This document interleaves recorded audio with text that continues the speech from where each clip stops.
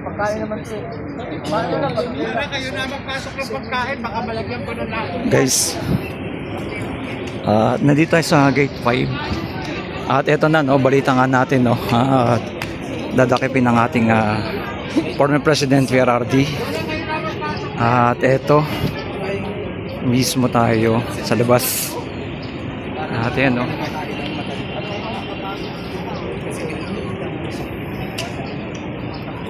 Ito yung kaganapan ngayong araw na to dito. Daming mga pulis, oh. At eto, kabilaan. Dami. Senator Bongo nandito. At ayun yung mga pulis, oh. Grabe, ang dami, oh. Hindi nila may deny na talagang magsisimula sila. Ayan na. Ito yung kaganapan ngayong araw.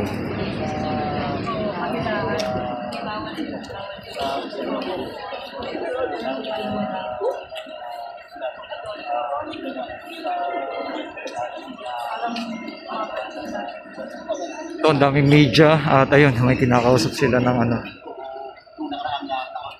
Kasama ko si former President Jonathan Morales at meron daw siya na info na mayroon ng plane mula sa Netherlands at kakausapin natin, hindi natin ang panayam ng update dito sa kanyang nakuha ng info na mayroong plane sa loob nitong Villamor Air Base na patungo ng Netherlands. Sir, ano po yung info na binabagid ko ninyo kanina? Yun po yung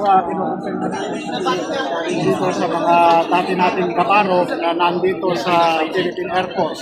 At sinasabi nga na may planong standby para maghatid sa dating Pangulong Rodrigo Duterte doon sa Netherlands. Kaya ito ngayon yung ating binabantayan at kung pababayaan natin ay maaaring makalusot at maitakbo itong dating Pangulo at itong katarantaduhan ng gobyernong ito ay hindi natin dapat pinalalampas. Sir, yes, sir. Sir, binabanggit nyo, may plane na maghahatid sa former president patungo diretso ng Netherlands. Ibig sabihin, kung magkaganon, edi from ICC, itong warrant of arrest na inisyo, kaya naisinibig, kaya FPRRD. Yun lang natin, yun ang pinaniniwalaan natin. Kasi nagkakali nila sa kung dating Pangulo ay mayroon na nakasama at mga susundo sa kanya at magkakakit sa kanyang tahanan. Bakit kinakailangan ng plano na mag-istambay dito sa vicinity ng airport para saan ito. Kaya itong sinasabi ng mga dati nating kaparo na dito na talaga Kasama natin yung mga video. nagpapatunay na mayroon sila na balak para itakas itong dating So, under confirmation po ito, sir.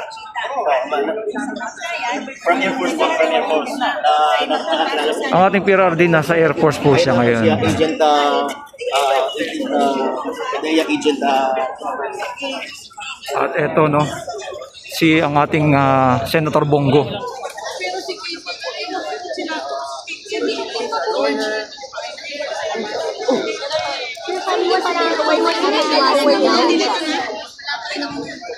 Sir, bakit dito po sa Duma?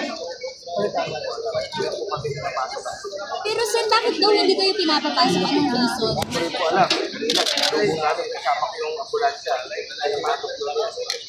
Yung lawyer po ni Pangulo, meron po ba siyang hindi dating Pangulo? Meron. At Senator Bongo ay nandito rin at ano, no, hindi kinakausap din po siya. Hindi rin siya makapasok, guys.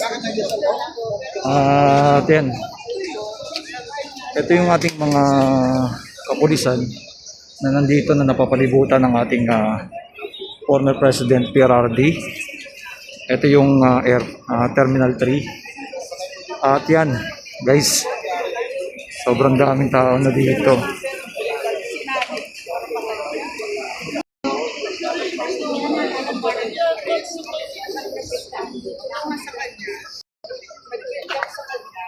Yan, at abang-abang tayo. Ma'am, Mami, ba't kayo naiiyak? Ano masabi niyo sa ginawa sa ating Pierre RD?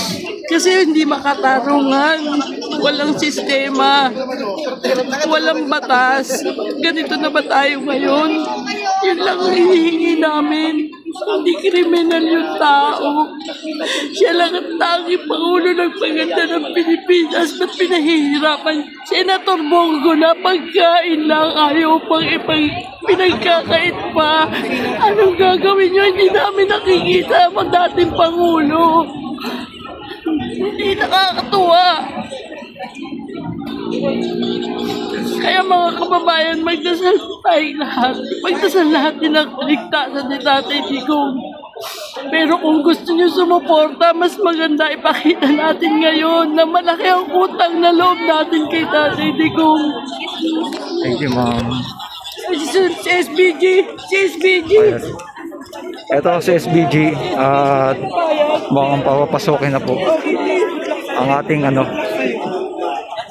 grabe po no, ang daming mga media at ito na talagang matinding ang po talaga ngayon dito. Kasi hindi po pinapapasok si SBG no, Senator Bongo at magdadala sana ng pagkain sa ating former President Pierre RD. Yan o. Ayaw po siyang papasukin. Hindi pa. Hindi pa. Ayun o. Ito yung pagkain o. Hawak-hawak. Ay, sana kunin nyo yung isang snacks para sigurado mo lang makakain. Hindi pa kainin ba? Okay, at ito. This is not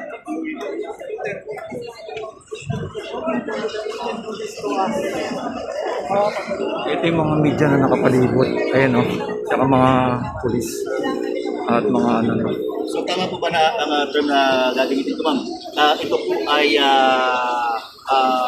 taktika lamang upang mapagtakpan yung issue ng Supreme Court. Yes, oo. Tingin ko yan. Yan ang nakikita ko. Pero nakikita ko din na takot sila kay President Duterte because he is a force to reckon with. Mula nung umupo siya ng President hanggang sa bumaba siya hanggang ngayon, ay mahal siya ng Pilipino. If you watch the rally in Hong Kong, that's phenomenal, di ba? Maliwanag na umaalinghasa, maliwanag na mahal ng Pilipino si President Duterte. Ma'am, may lumabas na issue tungkol doon. Isingit ko na lang, ma'am. Last na question na lang, ma'am. May lumabas na issue tungkol doon sa Hong Kong na...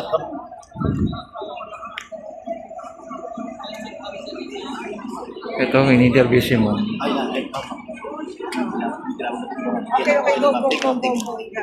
Ma'am, isa pang question ma'am. Ano po masabi niyo sa ginawa sa ating Tatay Duterte? Napakawalang hiya ng gobyernong ito. Walang warrant of arrest. No? He resisted arrest. Ayaw niya, naglaban siya. No? Pero pinilit siya, walang abogado, walang kasama niya si E.S. Bingbong Medialde, but he had other lawyers. No? But against his, he resisted arrest kasi wala namang warrant of arrest. Walang pinapakitang dokumentong maayos. Diba? So, playbook ito ng Marcos administration. Ang gumawa nito dati ay Ferdinand Marcos Sr. So, umuulit lang. Yeah. Ayan na, tignan niyo po no. Ito yung kaganapan ngayong araw. Kita niyo naman po, no. Yan ang ating latest update natin at antabay pa tayo dito sa ating nasa loob na ang ating former President Pierre RD. Dito na po tayo sa airbase po ng Okay, at yan, thank you sa inyo lahat dyan. God bless.